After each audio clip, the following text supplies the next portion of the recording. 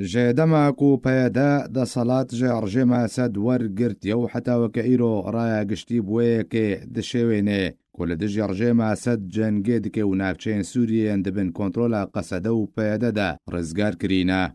فكاكو باسكين خابري كابتن القل أولهيا رجيما سد هاتنا روجاباي كردستاني آرمانجن سركا جانينا فكاكو باسكين وي أفن جناب برنا شورشا سوريا بتيبتيل نافچين كردي ترورکردنا کەسایەتیان کوردیان خۆدان باندۆر لەسەر جەماوەرە ئالیکاریە چەکدارن ڕژێمە ئەسەد دشەڕێ دژی چەکدارن ئۆپۆزیسیۆنە سووریێدا پاراستنە بیرێن پەترۆلێ دەبەرژەوەندی ڕژێمە ئەسەددا پاراستنە سینوورێن سووریە بە تورکیا و عێراقێرە و بەتایبەتی سینوورێن سووریە بێ هەرێمە کوردستانێرە دەستە سەرکردنا سەربازین ژێ چەکدارن ڕژێمە ئەسەد جودا بووی لە هەمبەر پەرەیان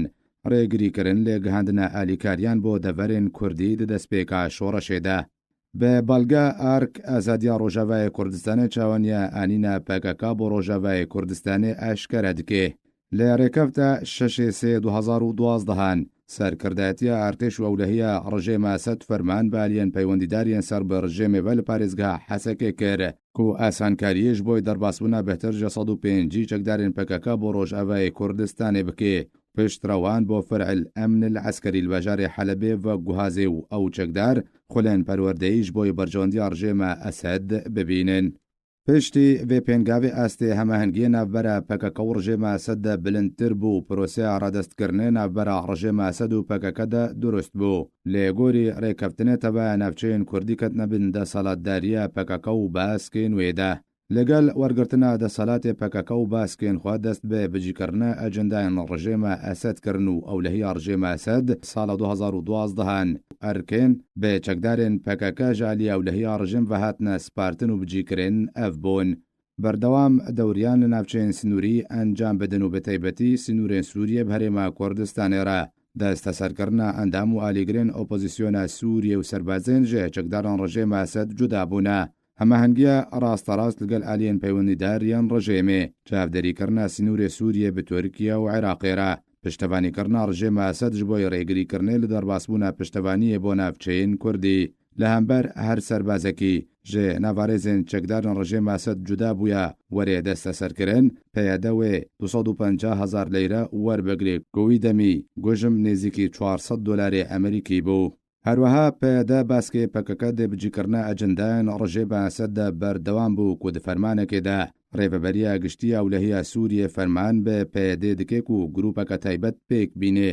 دەست بێ تەرۆرکردنە سەرکردەیەن کوردیان خۆدان باندۆر لە جادایە کوردی بکێ و ئەو فەرمان ڕێکەفتە 5/8/2012 هاتبوو دەرکردن و پێدە دەست بجی فەرمان بجیکرد و چەندین سەرکردەیەن کورد تەرۆرکردن و بن چاافکردن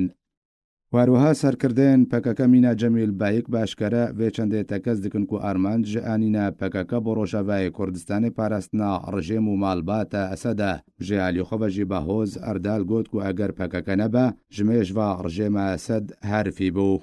Rejîm gerek ji bîr nekekî eger ya pega ava nebûba û eger ne siyaseta rêveberiya xwestar û xelkê Rojava bana rejîm niha nemabû.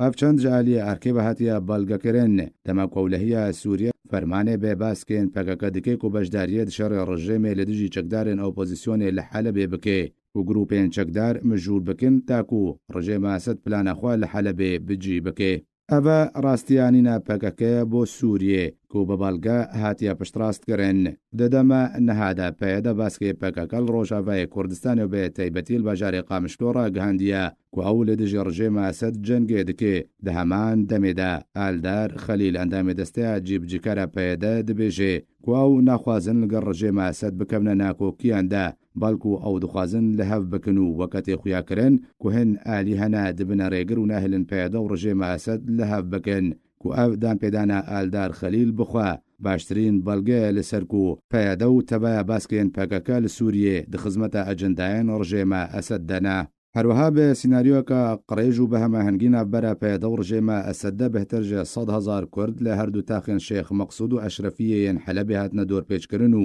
سیاسەتە برچیکردنێ لەسەروان تێبجیکردن ئەو دۆرپێچکردنە کو هەیە شرۆڤەکار دەبێژن بە هەماهنگی ناوبەرە پەیەدە و ڕژێمە ئەسەددەیە هەروەها باژارێ قامشتۆی ڕۆژاوای کوردستانێ پەیەدەدام و دەستگەهێن ڕژێمە ئەسەد دۆرپێچکردن و وەکەکو تێگوتێن ئەv تۆلڤەدانە ژە ڕژێمە ئەسەد لە هەمبەر دۆرپێچکردنە هەردوو تاخێن شێخ مەقسوود و ئەشرەفیەیەن حەلەبێ دانجامە سیناریۆیە پەیەدە و ڕژێمە ئەسەددا خەلکێ باژارێ قامشتۆ و هەردوو تاخێن ئەشرەفیە و شێخ مەقسوودیان حەلەبێ کورد کەتنە قوناغەکە مەترسیدار یا برچی بوونێدا